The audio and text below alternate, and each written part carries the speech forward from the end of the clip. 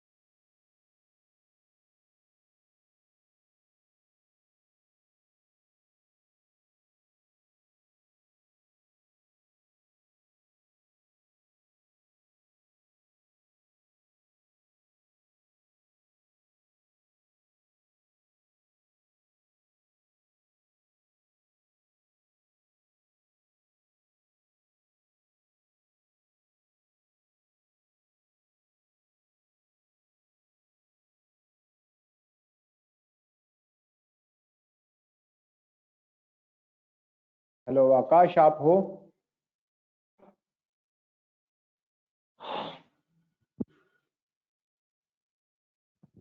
आकाश, आप आ गए ऑनलाइन?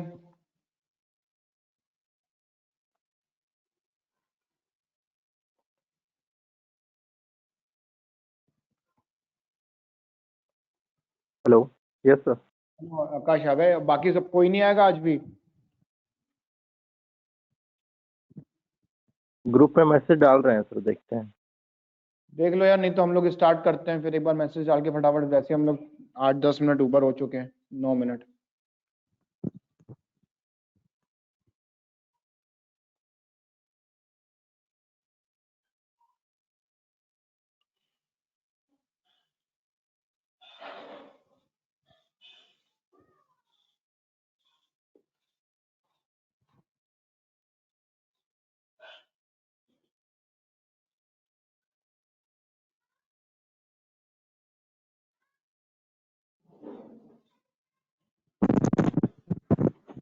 हम लोग स्टार्ट करें आकाश?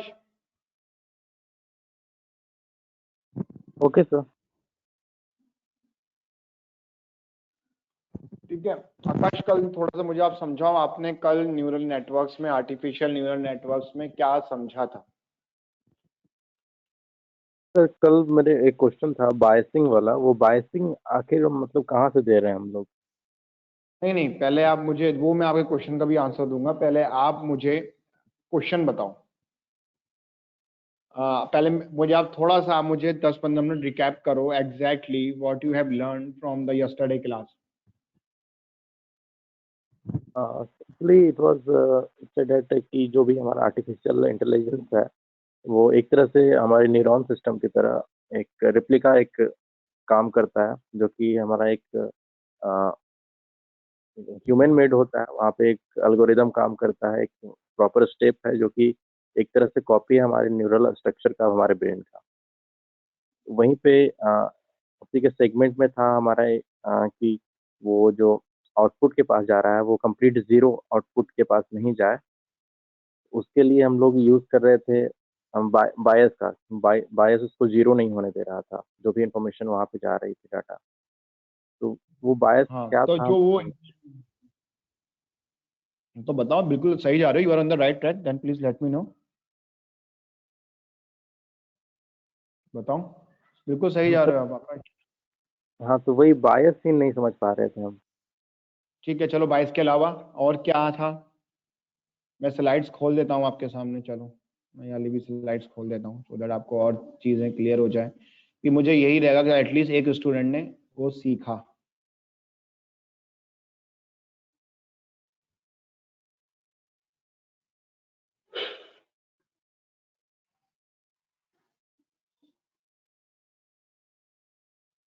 ये नहीं बताओगे डेंड्रॉइड्स और ये सब? हाँ सर, वो सब माइंड में नहीं है। तो समझाओ ना भाई। मैं तुम एक तुम्हारा अच्छी नॉलेज होगी तो स्टूडेंट फिर ये एटलीस्ट दे कमेंट यू कि यार तूने सीख लिया, हम नहीं सीख पाए। It just for the about the only 1 hour 15 minutes, तो दैट्स व्हाई। इसलिए मैं चाहता हूँ कि एटलीस्ट तुम तो सीखो, तो किसी को कोई फोकस ही नहीं है तो।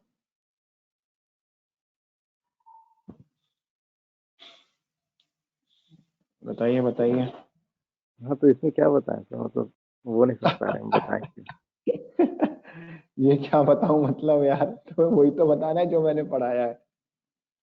देखो मैंने क्या कहा था, जब हम किसी चीज को इनपुट में डालते हैं, मतलब input is nothing, it is the x, it is x with the independent dependent variable, response variable और आउटपुट और इनपुट वेरिएबल, ठीक है, इंडिपेंडेंट। अब यहाँ पर वेट क्या है? अब जो आपने बायस बोला है ना, वो बायस क्या कर रहा है, वो सम ऑफ द न्यूट्रॉन्स जो है इनपुट वाले, वो बायस जो है उनको वेट के साथ कर रहा है हमेशा, वो जीरो नहीं होने देगा। Bias is a constant which helps the model in a way that it be the best fitted. Best fitted in what terms? आज मैं आपको यही बताऊंगा आप कैसे कहोगे मेरा मॉडल बेस्ट फिट है। जब मैंने आपको रेग्रेशन पढ़ाया था तो मैंने बेस्ट फिट क्या कहा था? बेस्ट फिट मतलब क्या समझते हो? What the best fit indicates over here? बताओ बेस्ट फिट क्या समझते हो आप? What is the best fit in the regression? बताओ what is the best fit you indicate in the regression? Can anyone give me the answer? Now the two students more visit. May I know your name please? चलो कोई नहीं बताना चाह रहे होंगे। Yes आप बताओ।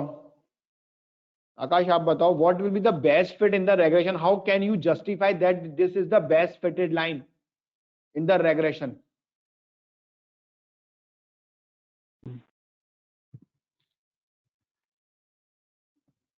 Can't say it exactly sir.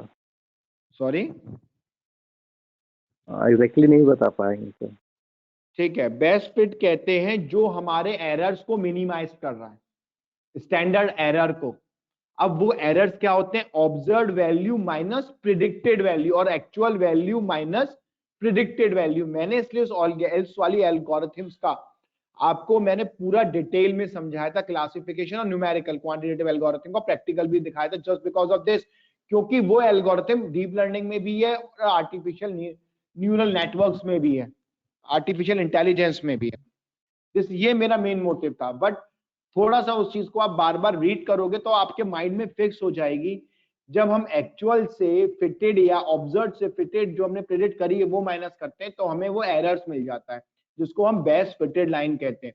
यहां पर भी हम वही कर रहे हैं, न्यूरल नेटवर्क्स में भी हम वही कर रहे हैं।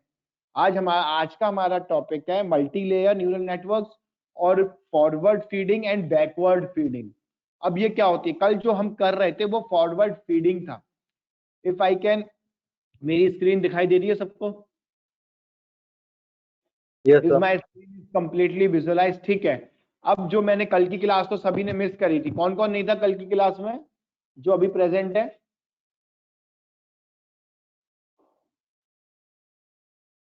जो नहीं था उसको समझने में प्रॉब्लम आएगी अब, क्योंकि सारे टॉपिक इंटरकनेक्टेड है ऑलरेडी। ये चैलेंज अब आपको फेस करना है।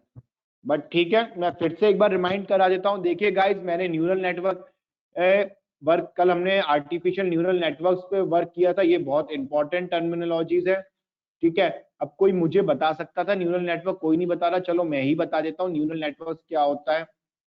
The human base had interconnected neurons with the dendrites that receive the input and then based on the output produce the electrical signals. अब हमारे ब्रेन्स में जो हमें सिग्नल्स मिलता है, किसी ने मारा, किसी ने नोचा, या मुझे ये करना है, या आपको हियरिंग सुनाई दी, कोई रिंग बेल या कुछ भी, तो आपने क्या किया? तुरंत आपका ध्यान कहाँ गया? उस बेल पे गया। तो यहाँ पर आर्टिफिशियल न्यूरल नेटवर्क क्या कर रहे हैं? Work are computation model that inspired by the biological neural network. अब बायोलॉजिकल में हमारा ब्रेन सिस्टम आ रहा है। We have the numbers of huge amount of the neurons which transfer the information. अब न्यूरॉन्स क्या होते हैं बायोलॉजिकल में? These are the brain cells and dendrites are the input, are provide always the input to the brains. ये आप देख रहे हो डेंड्राइट में, आगे फिगर पे आता हूं फिर से। ये है हमारा, ये डेंड्राइट्स है। डेंड्राइट्स हमेशा मिक्स नहीं होता, अलग अलग होता है, there is some gap between the dendrite. तो dendrites are provide input to the neurons, multiple dendrite inside the body cell. अब जो ये सेंटर वाली बॉडी सेल्स हैं, ये छोटे छोटे छोटे छोटे न्यूक्लियस के बराबर में सारे, inside the body cell nucleus perform the same function. After that output travel. अब जो आउटपुट ट्रेवल हो रहा है, आउटपुट ट्रेवल कहाँ हो रहा है हमारा? न्यूरॉन्स के थ्रू हो रहा है, जो इन्फॉर्मेशन जारी है। That output travel through axon go to the axon. अब ये एक्सॉन है हमारा, आप देख रहे हो, एक्सॉन के और डेंड्राइट्स के थ्रू हमारी इंफॉर्मेशन ट्रेवल हो रही है। अब वो क्या हो रहा है? Then terminal neurons will fire to the next. जब हमारा न्यूरॉन थ्रेशोल्ड वैल्यू को, ये हमारी थ्रेशोल्ड वैल्यू है, एक्टिवेशन फंक्शन है, ठीक है, जब ये पास होगा, जब उसकी वैल्यू उससे ऊपर होगी तभी वो फायर होगा, तभी वो आउटपुट में जाएगा, वरना क्या करेगा? वो फिर से रिवर्स हो जाएगा, मतलब लूप चला देगा। वैसे लूप नहीं जो कंप्यूटेशनल वाला लूप होता है कि हम बार बार लूपिंग चला रहे, नहीं, यहाँ पर नॉर्मल वो ऑटोमेटिक चलेगा लूप। ये क्या करेगा? Which tell us the neurons never be connected. अब यहाँ पर आप देखो, जो न्यूरॉन्स हैं वो कनेक्टेड नहीं है, क्योंकि अलग अलग आउटपुट इंफॉर्मेशन कैरी कर रहे हैं। दैट कलेक्टेड, दैट कॉल्ड, जो ये गैप आता है बीच में, इसको क्या कहते हैं? Synapsis. This neurons work like this synapsis, ठीक है। अब आर्टिफिशियल न्यूरल नेटवर्क यहाँ पर क्या कर रहा है? Proceeding element like the body cells. जो बॉडी सेल्स है, जो ब्रेन में हमारा कर रहा है, जैसे मैं सुन रहा हूँ, आप उसको यहाँ वहां, यहाँ बैठे बैठे वहां सुन रहे हो, तो आप उस पिक्चर की इमेजिन अपनी, आपका ब्रेन क्या कर रहा है? आपको सिग्नल दे रहा है कि मुझे कोई वॉइस आ रही है जो मुझे आर्टिफिशियल न्यूरल नेटवर्क पढ़ा रही है। जो वॉइस आ रही है वो बायोलॉजिकल है, लेकिन जो हम प्रैक्टिकली परफॉर्म करते हैं वो होता है आर्टिफिशियल न्यूरल नेटवर्क। और जो हमारे जो ये वेट आ रहे हैं, आप देख रहे हैं यहाँ पर x1 x2 xn, ये हमारे इनपुट्स हैं, जिसे हम कहते हैं इंडिपेंडेंट वेरिएबल्स। और जो हमारे वेट्स, ये w है, ये हमारे वेट्स हैं। जब हम वेट्स का मल्टीप्लिकेशन इनपुट्स के साथ करते हैं, तब क्या होता है? हमारा एक समेशन होता है जो मल्टीप्लिकेशन होता है, फिर ये हमारा एक्टिवेशन फंक्शन में जाता है। अब एक्टिवेशन फंक्शन क्या करता है हमारा? ये हमारा सिग्मॉइड होता है और स्टेप्स होता है। जब ये आगे बढ़ता है तो ये तभी फायर करेगा जब उसकी वैल्यू कम हो, सॉरी ज्यादा होगी थ्रेशोल्ड वैल्यू से, और थ्रेशोल्ड वैल्यू से अगर कम होगी तो वो फिर से फीड करेगा बैक से। अब आज मुझे यही कराना है, जो पिक्चर जब वो फिर से फीड करेगा तो वो क्या कहलाता है, और जो फ्रंट से फीड करेगा उसको क्या कहलाते हैं। तो ये हमारा एक न्यूरॉन्स का काम होता है। अब यहाँ पर देखो, जितने, अब ये हमारा सेंटर में क्या है, यहाँ पर ये हमारा स्टार्टिंग की इनपुट है और बाहर आउटपुट है। जो बीच में जो ये दो लेयर्स हैं, ये हिडन लेयर्स है। जितनी ज्यादा हिडन लेयर्स होंगी उतना आपका मॉडल कॉम्प्लिकेशन से इजी होता चलेगा, उतने एरर्स आपके मिनिमाइज होते चलेंगे। मिनिमाइज, क्योंकि हमारा मेन टारगेट एआई में, मशीन लर्निंग में यही होता है कि हमें एरर्स को मिनिमाइज करना है, मिनिमाइज। तो यहाँ पर जो हम एरर्स को मिनिमाइज करेंगे, ये हमारे लेयर्स करेंगे और उसके बाद फिर वो आउटपुट में जाएगा। और जितने हमारे हिडन लेयर्स होंगे उतने हमारे लिए इजी होगा मॉडल को प्रिडिक्ट करना, क्योंकि वो उतना सिंप्लीफाई करके हमें आउटपुट की फॉर्म में देगा। जैसे मैंने बताया कि यहाँ पर फेस रिकॉग्नाइजेशन करना, तो मैंने क्या करा? एक डेटा डाला, एक डेटा को मैंने फीड कराया, ठीक है, उसने पैटर्न्स नोट करे, नोट्स के साथ उसने उसको इंटरकनेक्ट करे, इंटरकनेक्ट के साथ उसने फेस फीचर्स, ये हमारी हिडन लेयर्स आ गई है, मेरी दो हिडन लेयर्स हैं। अब वो फीचर्स में क्या आ गए? नोज आ गए, लिप्स आ गए, आईज आ गए, चेक्स आ गए, ईयर्स आ गए, ठीक है। फिर हमारा उसने फेस रिकॉग्निशन किया कि किस किस को कैटेगरी में किसको कंबाइन करना है, किसको अलग रखना है। फिर उसके बाद क्या है? हमारा आउटपुट फायर्ड हो गया, जैसे मेल्स फीमेल्स की फॉर्म में। तो यहाँ पर ये हमारा क्लासिफिकेशन की फॉर्म में आ गया। ये मेरा neural network, artificial neural network करता है। ये आपका ये मॉडल है, इस तरीके से आपका मॉडल बनता है। और जो बायस की बात बोली है आकाश आपने, बायस जो होता है वो कांस्टेंट होता है which help the model in the best fitted way, ठीक है। आकाश ये वाला पॉइंट क्लियर हो गया आपको, क्योंकि आप कैच कर पा रहे होगे, क्योंकि आप लास्ट क्लास में प्रेजेंट थे। जो लोग प्रेजेंट नहीं थे उनको थोड़ा चैलेंजेबल हो सकता है, अगर उनको कोई भी डाउट हो तो वो मेरे से, they are ready to ask me any question regarding that, ठीक है। आकाश वाला पॉइंट क्लियर है आपको? 22 वाला पहले ये बताओ तो मैं आगे बढ़ जाऊंगा। Yes sir. ओके, ठीक है, थैंक यू।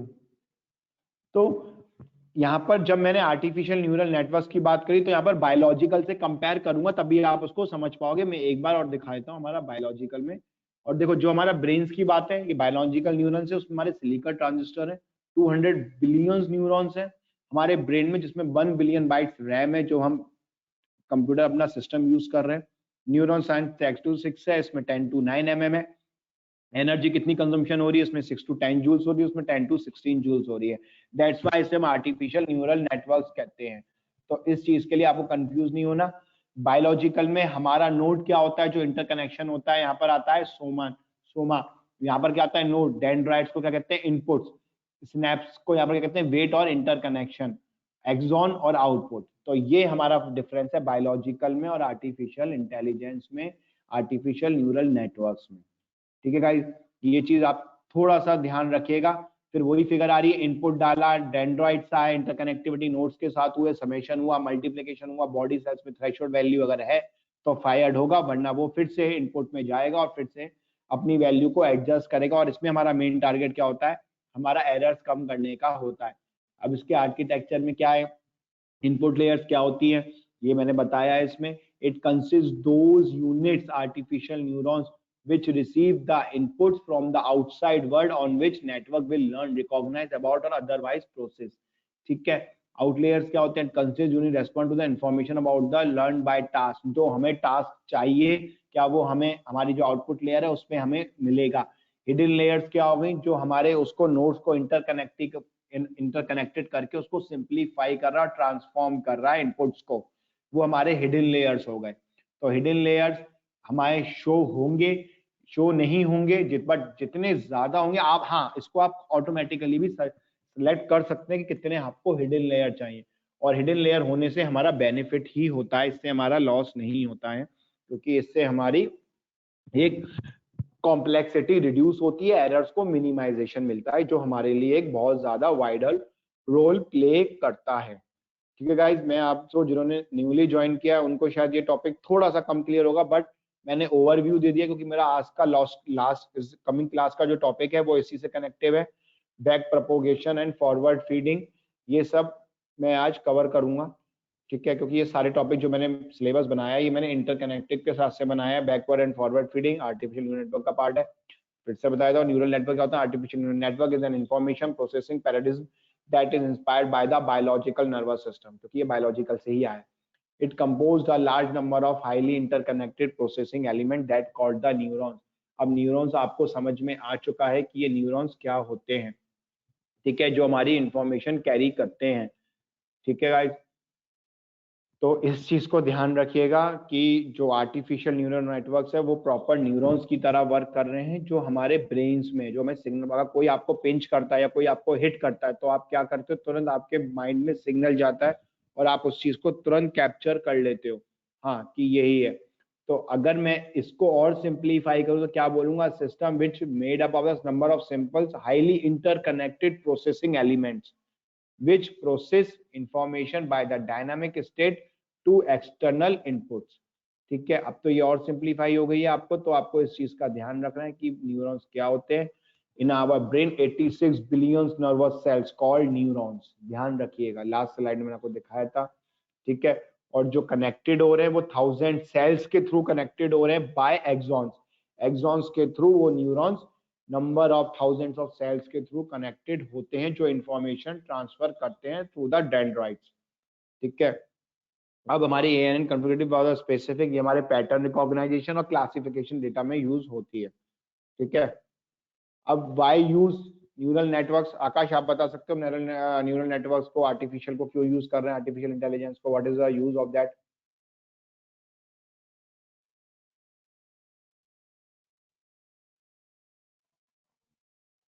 कोई और बता सकता है? हम आर्टिफिशियल न्यूरल नेटवर्क्स को, आर्टिफिशियल नेटवर्क क्यों यूज करना पड़ रहा है हमें? What will be the reason behind this? सामने आंसर है, आप अगर और थोड़ा सा उसको बता सकते हो तो it's really good for me.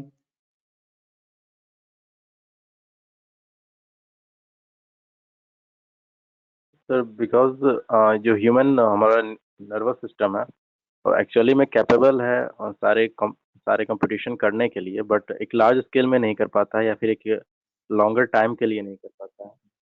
तो एग्जैक्टली क्योंकि जो हम लोग जो ह्यूमंस होते हैं वो हमारा हर चीज में फर्टिक और स्ट्रेस आता है, जिससे हमारी बॉडी वो फर्टिक से इतनी फुल हो जाती है कि हम उसको फिर हम एरर्स के साथ करेंगे। अगर हमें एरर्स के साथ ही करना है तो there will be no need to continue with अवर।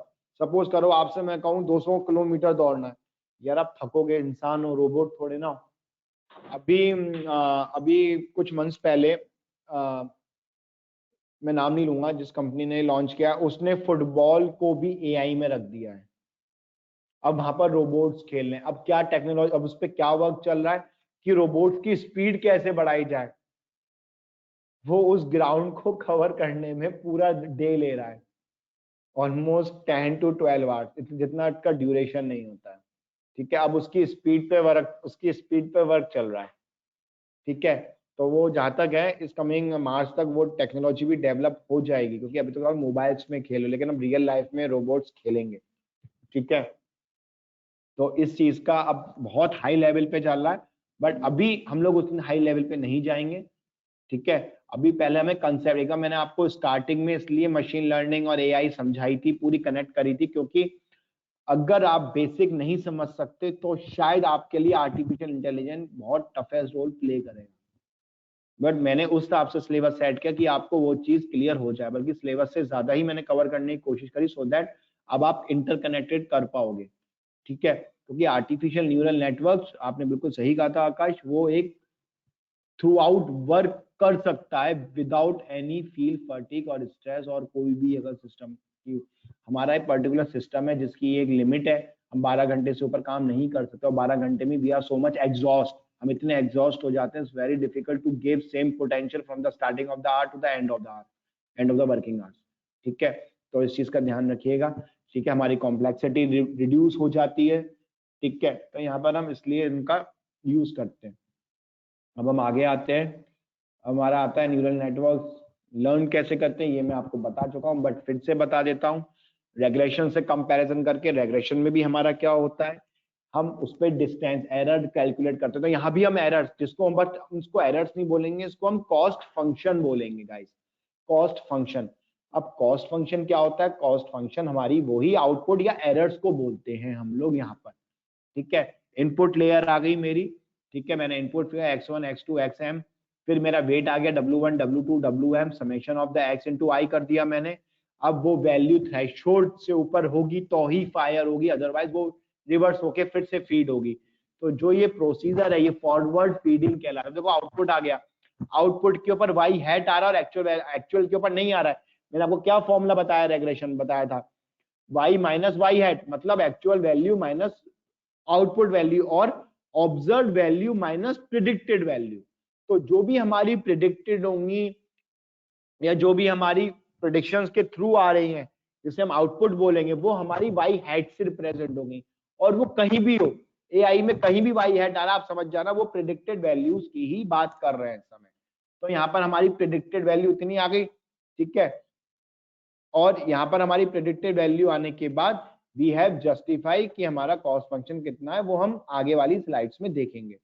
ठीक है, अब यही हमारा मल्टी लेयर परसेप्ट्रॉन में होता है। क्या होता है multi layer perceptron, has the same structure of the single layer perceptron but with one और मोर हिडन लेयर।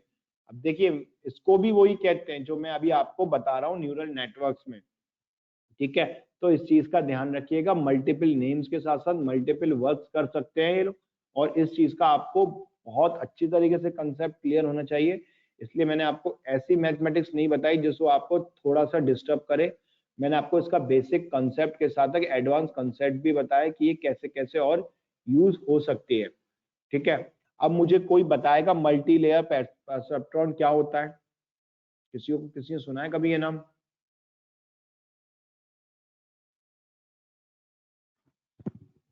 कोई है जो मुझे बता सकता है? कोई भी यार, मैं वही नाम बोलता हुआ आ रहा हूं कल से। चलो इसमें बताओ कितने स्टूडेंट्स प्रेजेंट हैं अभी। चलो यार, घबरा के चले मत जाना, मैं किसी से नहीं पूछ रहा हूँ, अगर आता है तो बता दो, वरना मैं तो बताऊंगा ही। एक क्लास छोड़ के अपना लॉस कर दो, ऑलरेडी एक छोड़ के जा चुका है अभी, एक दो। कोई है? नहीं है, चलो मैं बता देता हूँ। मल्टी लेयर परसेप्ट्रॉन का दूसरा नाम है फॉरवर्ड फीडिंग न्यूरल नेटवर्क, जो मैं आपको अभी तक बता रहा हूँ। ये एरो देखो, फॉरवर्ड में जा रहे हैं ये, ठीक है। तो यही हमारा मल्टी न्यूरल नेटवर्क्स होता है जो फॉरवर्ड। ये तीन टाइप्स की लेयर्स होती हैं, कौन कौन सी? इनपुट, आउटपुट और हिडन लेयर।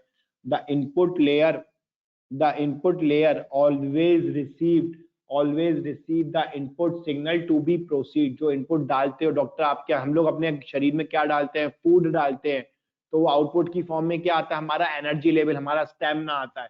तो same here we are denoted over here, the input layer receive the input signal to be proceed, the required task such as a prediction and classification is perform by the output layer. अब ये तो output में आ गया, क्या आ गया? Classification आ गया और predictions आ गई, मतलब पैटर्न्स आ गए। और ये अगर हम ह्यूमन बॉडी की बात करें, हमने अपना फूड फीड किया और हमने आउटपुट में क्या दिया? अपनी क्वालिटी दी, अपनी एफिशिएंसी दी, ठीक है, इन the form of the results. तो यहाँ भी वही कर रहा है, इन the form of the perform by the output layer. So the number of the hidden layer that are placed in between the input and the output, जो ये number of hidden layers है, क्या कर रहे हैं? Layers are the true computational engine of the MLP, multi-layer perceptron। और ये perceptron का टॉपिक आगे आने वाली क्लास में भी है गाइस, तो प्लीज अब आप कनेक्ट कर लेना, थोड़ा सा आपको इजीली आगे क्लास भी कनेक्ट होगी। Similar to the forward feeding work in the multi layer perceptron of the data flow into the in the forward direction from input to output. In this, the neurons in the multi-layer perceptron are trained with the back propagation। अब back propagation की बात नहीं, अभी तो multi layer ही चल रहा है, ठीक है। तो ये चलो मल्टी लेयर, मुझे वर्ड नहीं बोलना चाहिए, बैक पैसेप्ट्रॉन वो मैं आगे समझा दूंगा। तो जो बार बार फीडिंग हो रही है न्यूरॉन्स के थ्रू मल्टी लेयर, तो बैक प्रोपोगेशन क्या होगा? जब मैं फॉरवर्ड कर रहा हूं तो बैक, तब फॉरवर्ड फीडिंग होगी। जब मेरा एरो आगे, जब मेरा एरो बैक में जाएगा, तब वो क्या हो जाएगा? वो हो जाएगा बैक प्रोपोगेशन लर्निंग, ठीक है। तो मल्टी लेयर क्या हो गया? इस तरीके से डिजाइन होती है कि वो continuous function can solve problem which are not linearly. अब लीनियर में अगर आपको याद हो, मैंने आपको सपोर्ट वेक्टर मशीन बताया था। अगर लीनियरली सेपरेट नहीं हो रही है तो हम कैसे करेंगे? रेडियल करेंगे, क्यूबिक करेंगे, पॉलिनोमियल करेंगे। तो यहाँ भी हम वो ही करेंगे, हम उस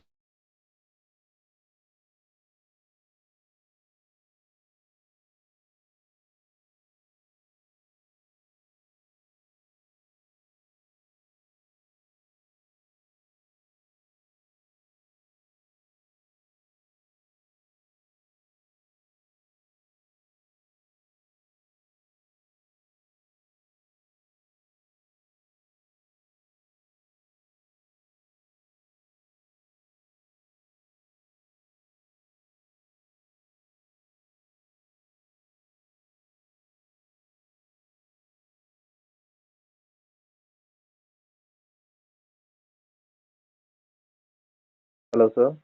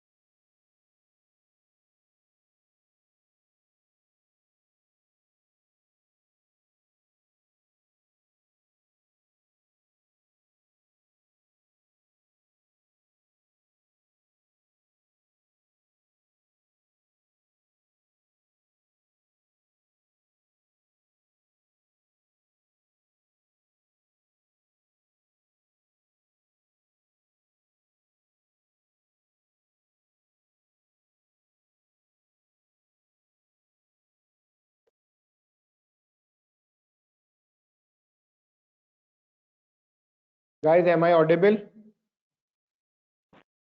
Yes, sir, now you are. Sorry, yaar, actually there is some internet problem, so that's why you know about the Delhi, what is going on, है ना? So there is some network issue from the today onwards. ठीक है? So you are getting my point. What I'm trying to say कि हमने जो forward feeding कर रहे हैं उसमें क्या आ गया, हमारा इनपुट आ गई, हिडन लेयर्स आ गया और आउटपुट लेयर्स आ गई, बीच में हमारा थ्रेशोल्ड वैल्यूज आ गई, सिग्मॉइड या स्टेप फंक्शंस. तो गाइस प्लीज ध्यान रखिएगा, we have the multiple layers in this, so that's why his name is multi-layer neural networks. I already taught you there are three types of layer. What are that three types? Input, hidden and output layer. ठीक है, तो neurons आपको पता चल गए, आपको synapse पता चल गए, आपको ये सारी चीजें पता चल गई हैं. आई होप सो कि आपको ये टॉपिक थोड़ा सा और क्लियर हो रहा होगा. It must be a better to clear for this also because it is a very important part for the artificial intelligence. So there is task is always required for the classification as well as the prediction. So it's performed by only the output layer. So there are output layer, number of hidden layer lie between the input and the output. So forward feeding is flow towards the forward direction from input to output, and the backward goes from the output to input. So there will be the reverse, and the function can solve with the non-linear. About, if you remember the last to last session, the fourth day session, if the data is not linearly separable, then we have the four condition. What was that? Radial, polynomial, or cubic. Through these four steps, three steps, we can solve it. But in the artificial intelligence, we can solve from the classification, recognition, prediction, all these pattern. Okay. So multi-perceptron providing a non-linear mapping between the input vector to the output also. So the network is forward feeding in that none of the weight cycle back to the input unit or to the output unit to the previous layer. ठीक है, ये feeding चलती रहती है, जैसे spoon feeding, जैसे sorry food feeding, ये सब करते तो यहाँ पर करते. अब see this is the forward feeding. Guys see this again, forward feeding हो रहा है, समेशन हो रहा है, हमारी आउटपुट आ रहा है Y hat.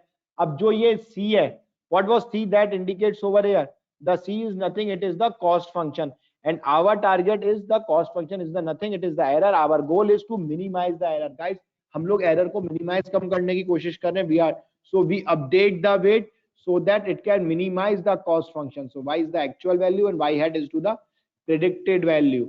So keep remember, and in the graph section, the bar graph section, if you see, green is the actual value, blue is the predicted value, and c is the cost function.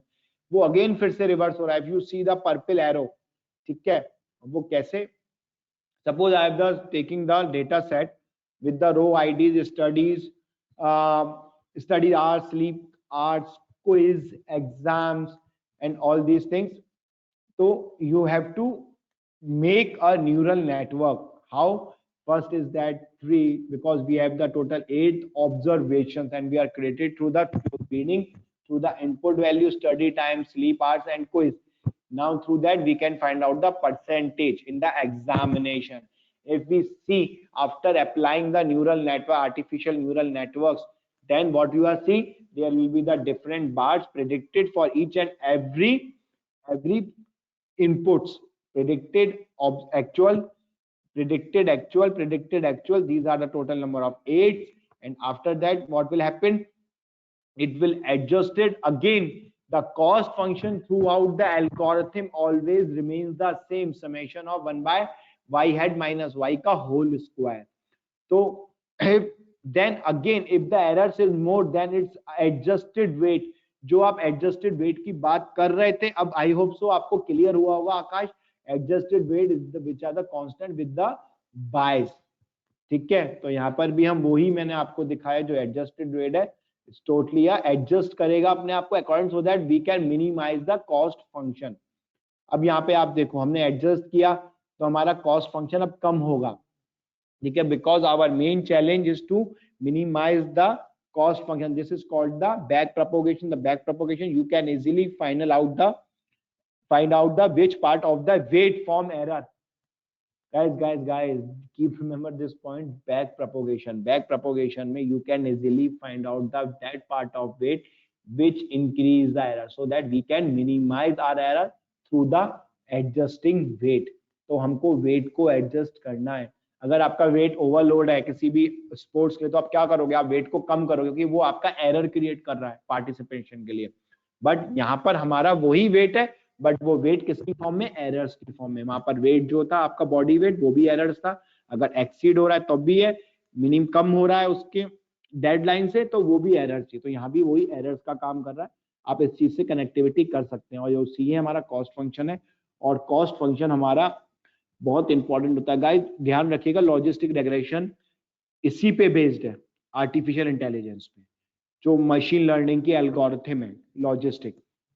Most of the banking sector, finance sector, insurance sector, आपके civil sector, construction side, ठीक है, वो logistic regulation use करते हैं। 90% organisations, startups आपका यही algorithm use करते हैं, ठीक है। ग्रेडियंट डिसेंट, अब मुझे कोई बता सकता है ग्रेडियंट डिसेंट क्या होता है? मैंने यहाँ पर वर्ड चेंज कर दिया, I am just mentioning gradient descent. What is the gradient descent indicates over here? Can anyone tell me? ये वर्ड तो आप लोगों ने बहुत सुना है यार, gradient descent, gradient descent, but what is the gradient decent यार?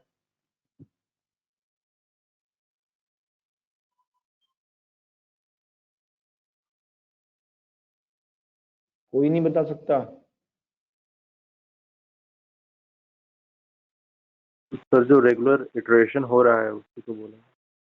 Sorry, regular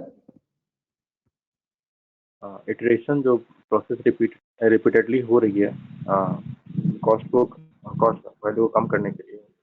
exactly, very good. What's your name? Akash. अच्छा आकाश, आप ही कह रहे हो? ओके, यस गिर आकाश। ये हमारे जो कॉस्ट फंक्शन है उसको, इसी को हम मिनिमाइज करने के लिए जो हम प्रोसीजर लगाते हैं उसको हम ग्रेडियंट डिसेंट ही कहते हैं, ठीक है। अब आप ये देख लो, मुझे प्राइस फाइंड आउट करनी है, ये भी आप ही का टॉपिक है, ठीक है। मैं सिविल की बात कर रहा हूँ, नॉर्मल कैसे, area, bedrooms, distance to city, miles, age, ठीक है। तो यहाँ पर हमारा क्या आ गया, इनपुट आ गया, हिडन आ गई, एंड आउटपुट लेयर्स आ गया। अब यहाँ पर मैंने 25 वेट क्यों लिखा है, मुझे कोई बता सकता है? Anyone can we tell anything?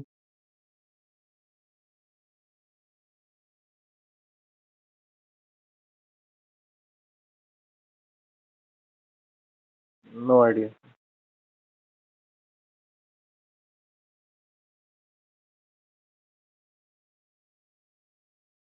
हाँ, क्या कहा आपने? Please repeat it.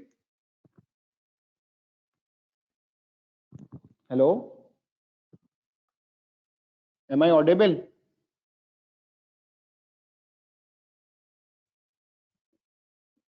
Yes sir. बताइए, यहाँ पर 25 वेट्स क्यों रिप्रेजेंट हो रहा है? 20 क्यों नहीं हो रहा, 26 क्यों नहीं हो रहा, 30 क्यों नहीं हो रहा? अगर जिसने आंसर दे दिया ना, मैं समझ जाऊंगा उसको पूरा क्लियर हो गया टॉपिक।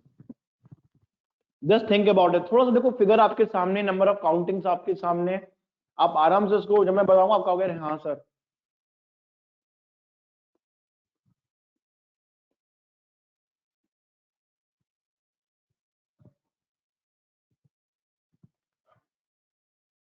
बताइए बताइए।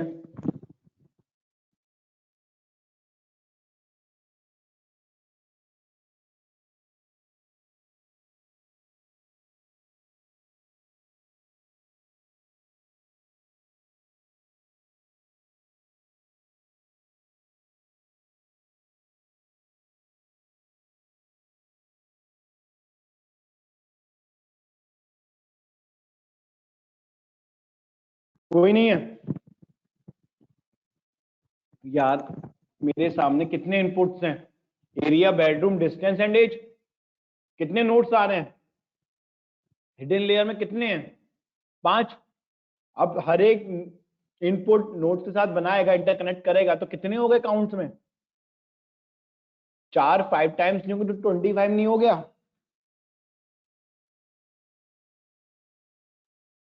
Yes yes sir. यार यही तो मैं समझाना चाह रहा हूँ। ये तो केवल मैंने जनरल क्वेश्चन की तरह आपके सामने प्रेजेंट कर दिया बस, मैंने इसमें कुछ अपनी तरफ से नहीं किया। तो आपको ये चीज ध्यान रखनी है, इसके लिए आपको जरूरत नहीं है, वो तो मैंने ऐसे ही एक हिस्सा रख दिया आपके सामने, but you don't need to worry it. But आपको इसका जो अंदर का कंसेप्ट है अगर वो समझ में आ गया ना, तो ये तो आर्टिफिशियल आपके लिए कुछ भी नहीं है। ठीक है, आगे बढ़ता हूं मैं। फॉरवर्ड प्रोपोगेशन, देखो फॉरवर्ड मैंने आपको ऑलरेडी कल से बता रहा हूं। ठीक है, फॉरवर्ड में क्या होता है, हमारी वो चीजें फायर्ड होती हैं इनपुट की फॉर्म में, इनपुट की फॉर्म से जब वो फायर्ड होती हैं तब कहां जाती हैं, तब हमारा आगे हिडन लेयर्स में जाती हैं। अगर डेटा हमारा जितना कॉम्प्लेक्स है हमें उसके लिए टेंशन नहीं लेनी, हमारा हिडन लेयर उसको मिनिमाइज करेगा। अगर ये सारी चीजें अगर हम सोच के चलेंगे कि वो कैसे होगा, कॉम्प्लेक्सिटी से सिंप्लिसिटी कैसे आएगी, तो वो फिर हमारे लिए बेकार हो जाएगा। क्योंकि आप कोशिश करो ज्यादा से ज्यादा वो आ जाए, लेयर्स आ जाए, हिडन लेयर। आप देख रहे हो उसमें हिडन लेयर्स 3 आ रही हैं। ठीक है, तो जब यहाँ पर हिडन लेयर्स 3 आ रही हैं तो we have to reduce the complexity with the minimum errors, with the minimum errors. ठीक है, तो यहाँ पर हमारा ये हमारा फॉरवर्ड है। तो फॉरवर्ड का प्रोसीजर वही है जो हमारा कल वाला प्रोसीजर था न्यूरल नेटवर्क्स का। वो सिंपल फीड हो रहा है, समेशंस हो रहा है वेट के साथ, वेट के साथ समेशंस के बाद फिर वो आपका एक्टिवेशन फंक्शन में जा रहा है, एक्टिवेशन का फिर वो फायर्ड हो रहा है थ्रेशोल्ड वैल्यू के। अगर नहीं है तो बैक रिवर्स का आएगा, जिसको हम बैक प्रोपोर्शन बोलेंगे। अगर आउटपुट करके क्रॉस कर जाएगी वैल्यू, तब उसको हम क्या बोलेंगे, उसको हम बोलेंगे फॉरवर्ड फीडिंग। ठीक है, आगे देखते हैं। यही बैक प्रोपोगेशन आ गया। ठीक है, अब बैक प्रोपोगेशन में आपको फिर से बता देता हूं क्या होता है back propagation. When it will not cross the threshold value then it will go for the reverse and the back propagation will started in the form of the input value. ठीक है, अब यहाँ पे जो बैक प्रोपोगेशन की जो बात हो रही है, अब बैक प्रोपोगेशन में हमारी जो वैल्यूज आ रही है वो इनपुट के थ्रू ही आएंगी, वो अलग से नहीं आएंगी कुछ भी। ठीक है गाइस, आप ये सोचो कि वो अलग से आ रहा है, मैं अलग से इनपुट डाल रहा हूँ, नहीं नहीं नहीं, वो फिर से रिपीट होगा।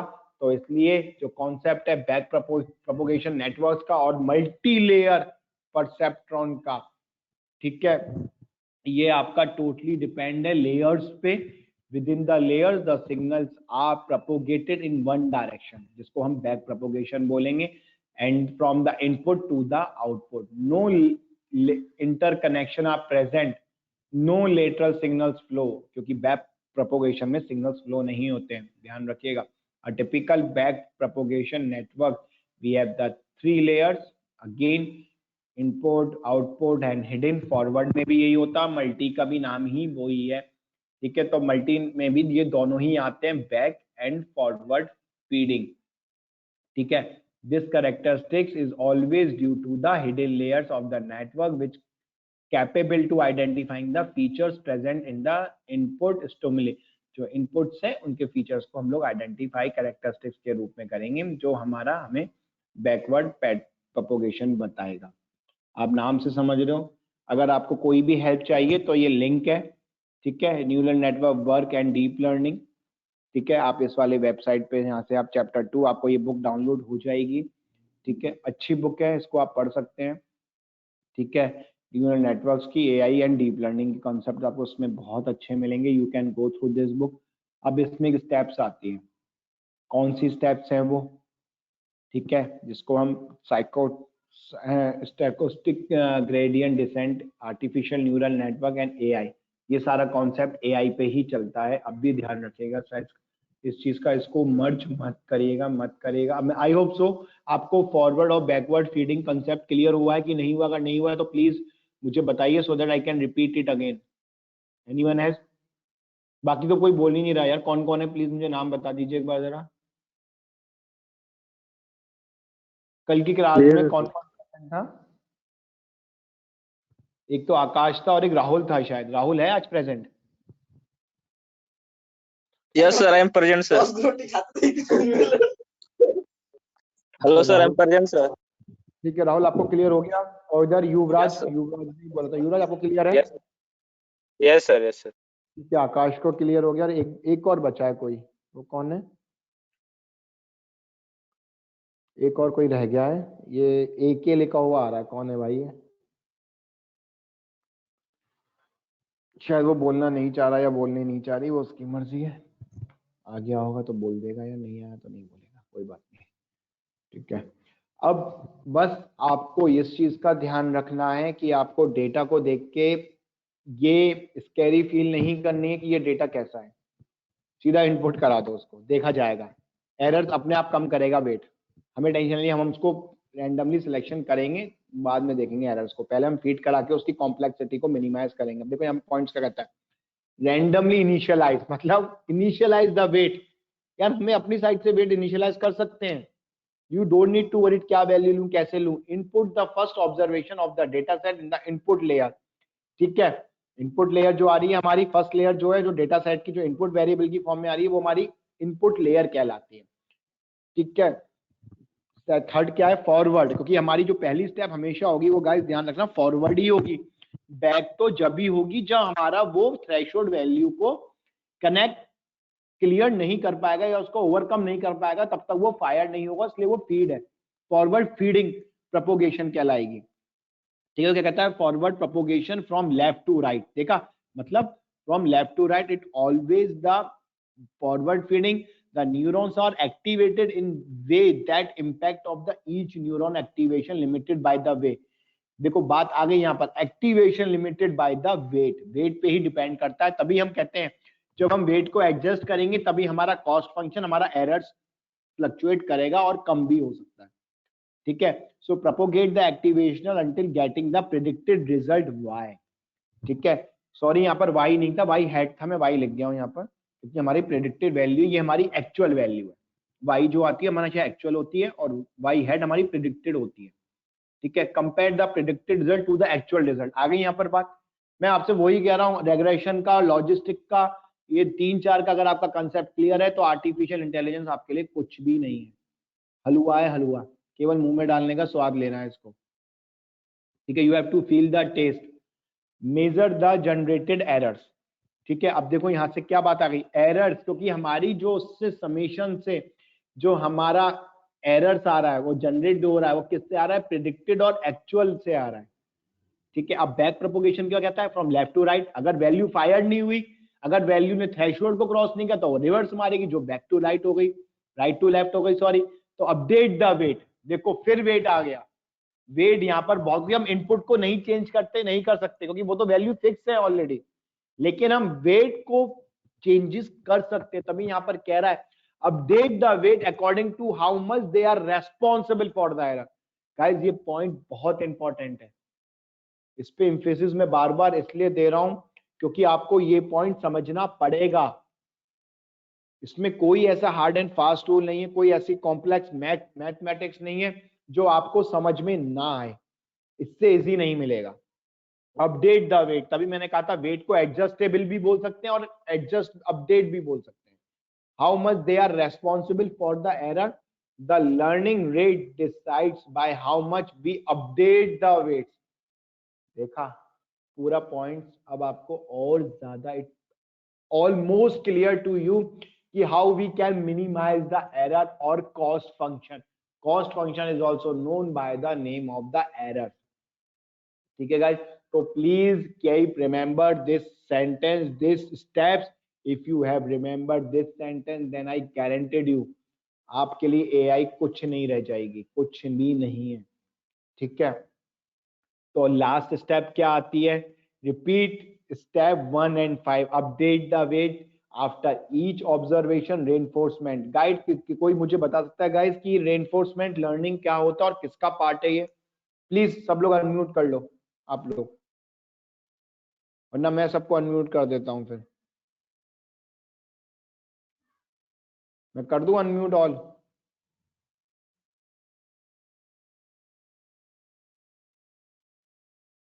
गाइस प्लीज अपना अनम्यूट करिए आप सब लोग।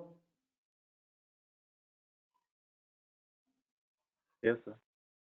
अब मुझे बताओ यहाँ पर जो पॉइंट आ रहा है वो क्या कह रहा है? एक ही ने किया अभी तक, बाकी इन्होंने अनम्यूट नहीं किया है, शायद वो लोग क्लास में प्रेजेंट नहीं है, बस ऑनलाइन आकर बैठ गए हैं। करे है सर, करा है ऑनलाइन, करा है।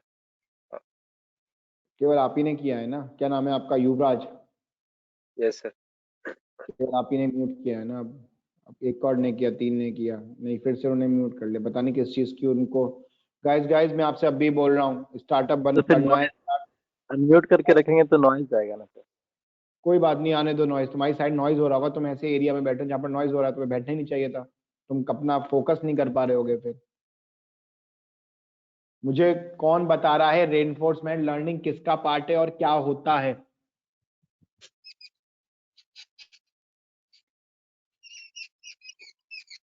मशीन लर्निंग का पार्ट है सर।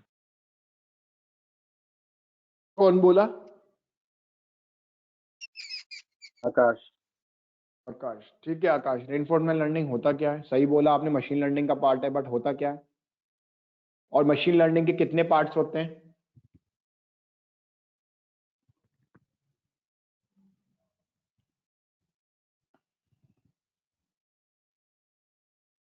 गाइस मेरी सबको स्क्रीन विजुअलाइज है ना?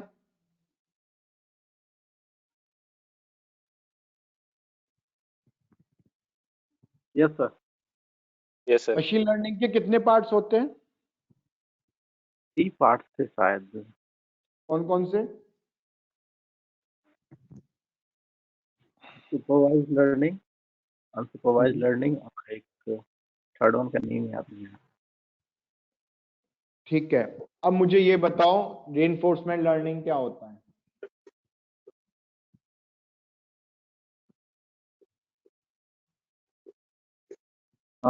सर वही जो भी मतलब रिजल्ट आ रहा है मेरे पास, जो प्रिडिक्शन आ रही है उसमें जो बार बार एक्यूरेसी किया जा रहा है,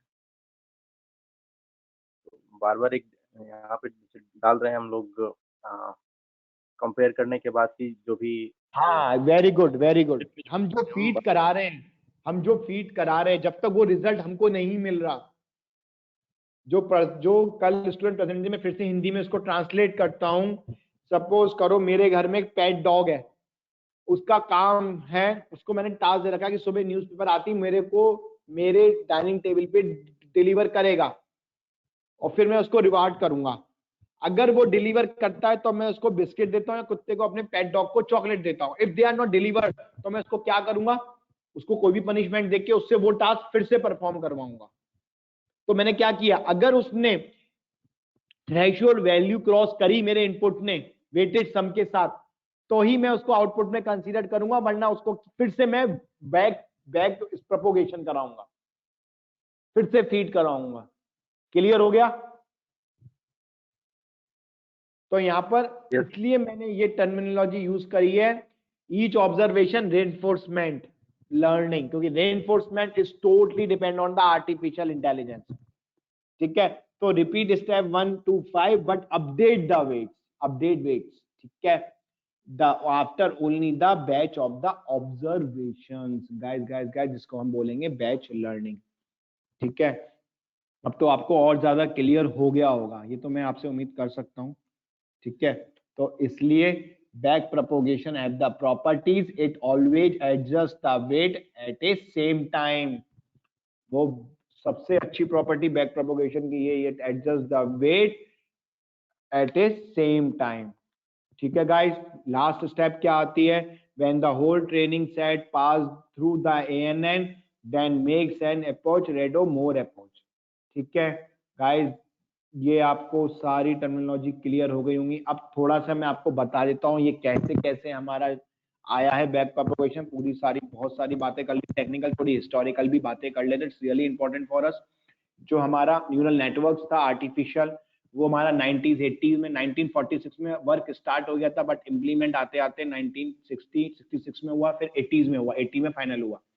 ठीक है, बैक प्रोपोगेशन हमारा किसने किया? ऑथर ब्रियसन ने एंड यूई चियो ने 1969 में, अंटिल इन द 1986। तो देखिए अब 1969 से कहां तक हुआ? 1968 तक, almost take the 17 to 18 years through the work of David Rulhart and the Godfrey Hinton and the Morton Williamson that gained the recognition and led to the presence in the field of artificial neural network।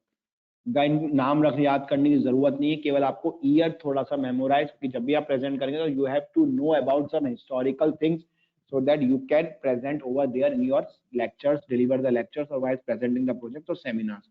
as an owner आपको पता होना चाहिए। The term is an abbreviation and quotes back propagation of an error and course. ठीक है, back propagation यहाँ पर फिर मैंने और चीजें थोड़ा सा और बता दिया। अब आप सेकंड पॉइंट देखिए गाइस, यहाँ पर रेगुलेशन और लॉजिस्टिक्स हर जगह चलेगा। अगर आप कहीं से भी कोई कोर्स मास्टर्स का प्लान करते हैं या अपनी इंटरप्रीन्योर बनते हैं, तो आपको ये सारी टर्मिनोलॉजीज पता होनी चाहिए। आप ये नहीं सोचोगे कि वो इंटरव्यू ले लेगा, मैं नहीं ले पाऊंगा because I am not that field. आपको बनना पड़ेगा उस फील्ड के लिए। ठीक है, iteratively process a set of training tuples and comparing the network prediction with the actual known target values। बात वही आ रही है यहाँ पर, target value and the actual values, predicted value। For each training tuple the weight are modified to minimize the mean square error। guys फिर वही वाली बात आ गई है थर्ड क्लास वाला लेक्चर का, थर्ड एंड फोर्थ का।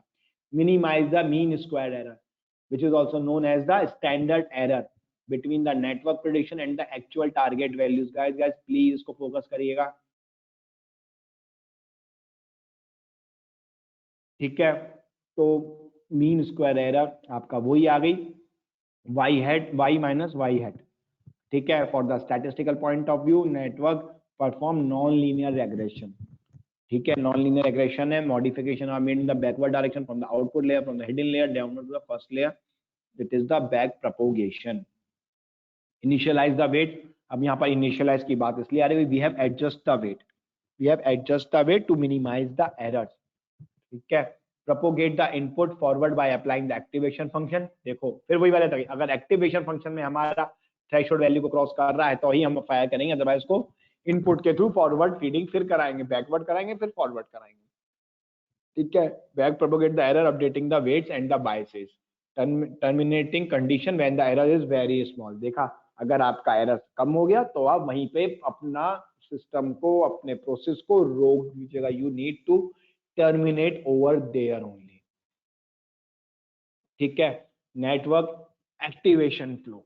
अब फीड फॉरवर्ड क्या होता है, फिर से मैं वही चीज पे आ रहा हूँ थोड़ा सा और। Activation flow in the one direction only from the input layer to the output layer, passing through the many hidden layers. मैं यहाँ पर एक वर्ड इनपुट करना भूल गया, through the many hidden layers. ठीक है गाइस, यहाँ पर मैनी हिडन लेयर्स है, और वो क्या है, each input in the layer is connected in the forward direction to every unit in the next layer. ठीक है गाइस, काफी क्लियर हुआ है आप लोगों को आज तो। ठीक है, ये स्लाइड मैंने लास्ट सेशन से फिर से मैंने करी है, क्योंकि मैं चाहता हूं, आप लोगों को पता है, बट ये इंपॉर्टेंट है इसलिए मैंने इस चीज को फिर से रिपीट किया है आप लोगों के सामने। अब वो क्या है, back propagation the multi layer forward feeding, feed forward network and the one layer of hidden layers that. Okay, the y output हमेशा y से रिप्रेजेंट होता है as the b bias and the z is the hidden layer, b as a bias। ठीक है, h it is found the both output and hidden layer, the bias act like a weight on connection, interconnectivity बोल सकते हैं, from the unit from the always one, the input layer to the hidden layer and the output layer to the output layer by means of interconnection weights। ठीक है guys, इसको read करो जल्दी से फटाफट, फिर मैं आप लोगों के क्वेश्चंस और क्वेरीज लेता हूँ। If you have any questions और queries then please let me know, है ना।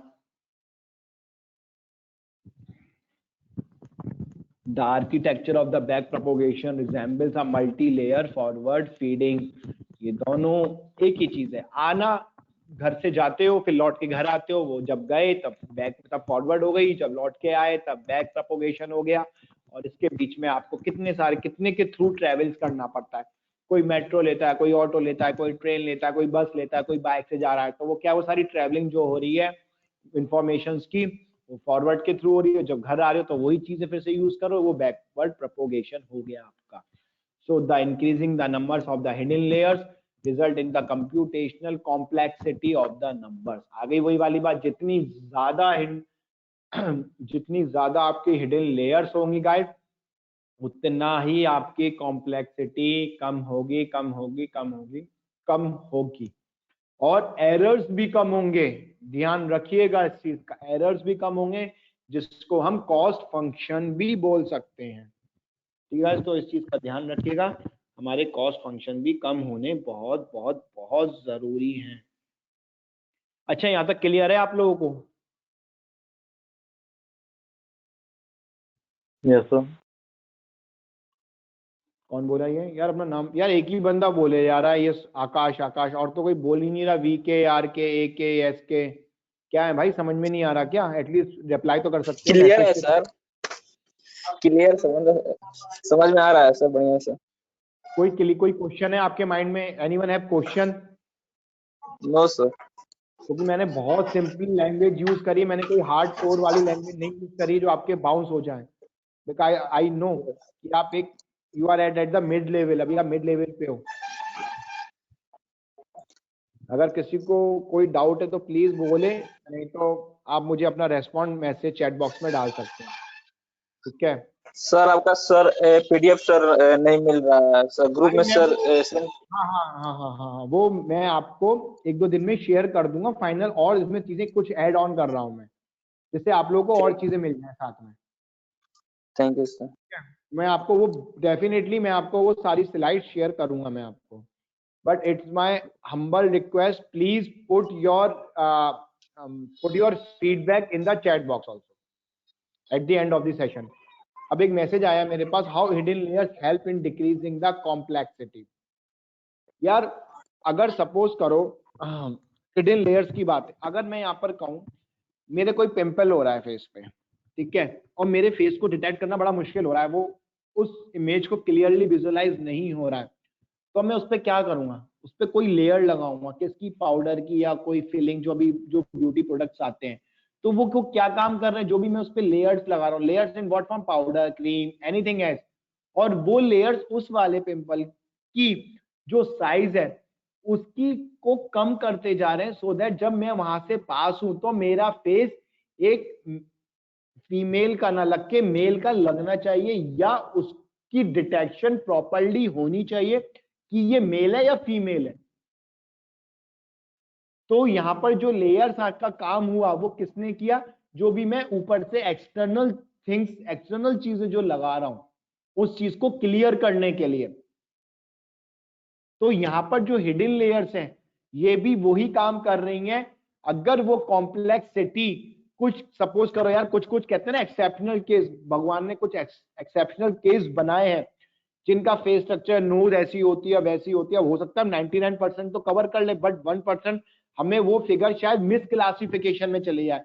मिस क्लासिफिकेशन में आप चल रहे हो, पता लगा रहे हो, जिसको मुझे लोन देना नहीं चाहिए था उसको मैंने लोन दे दिया, तो मैंने क्या किया? मैंने एरर क्रिएट कर दी है। In what form? To whom I provide the loan, जिसको मुझे लोन देना ही नहीं चाहिए था। तो ये मेरा क्या हुआ? मिस क्लासिफिकेशन में चला गया। तो हो सकता है यहाँ पर मेरी जो पिक्चर, जो मैं फेस रिकॉग्नाइजेशन कर रहा हूँ, वो मिस क्लासिफिकेशन एरर्स में चली जाए, तो इसलिए मैं उसको ज्यादा फिल्टर्स लगा रहा हूँ। Hidden layers is just like a work of the filters.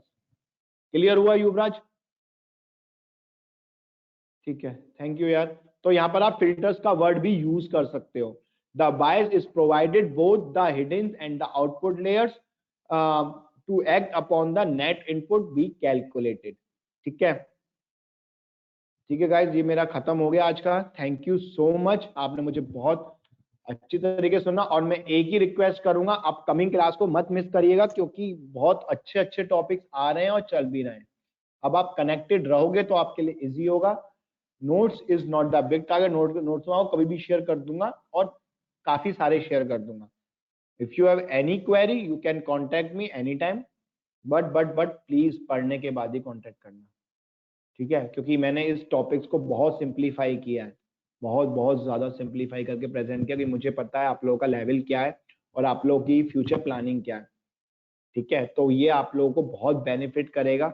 सो ये नहीं है एग्जाम्स आ रहे हैं यार, एग्जाम्स में सर्टिफिकेट्स और आपके नंबर आ रहे हैं 70-80% चलना है, बहुत है, ठीक है? लेकिन अगर आप इन पे भी फोकस करोगे तो नौकरी यही दिलाएगा।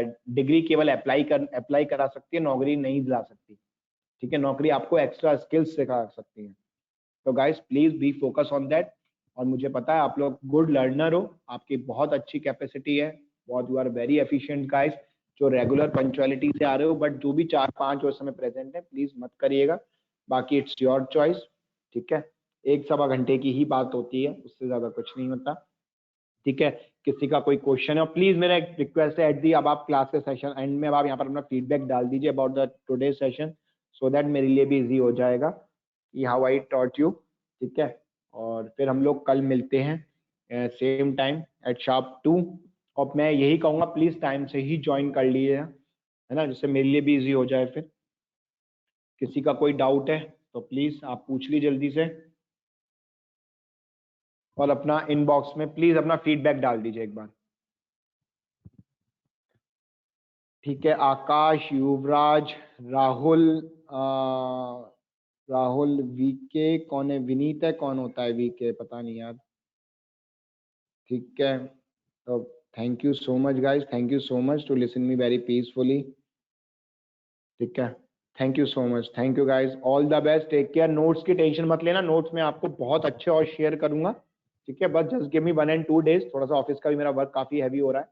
ठीक है, और भी मेरे वो चल रहे हैं मेरे सेमिनार्स। ठीक है guys, thank you so much, all the best, take care. Thank you sir. Thank you so much, thank you.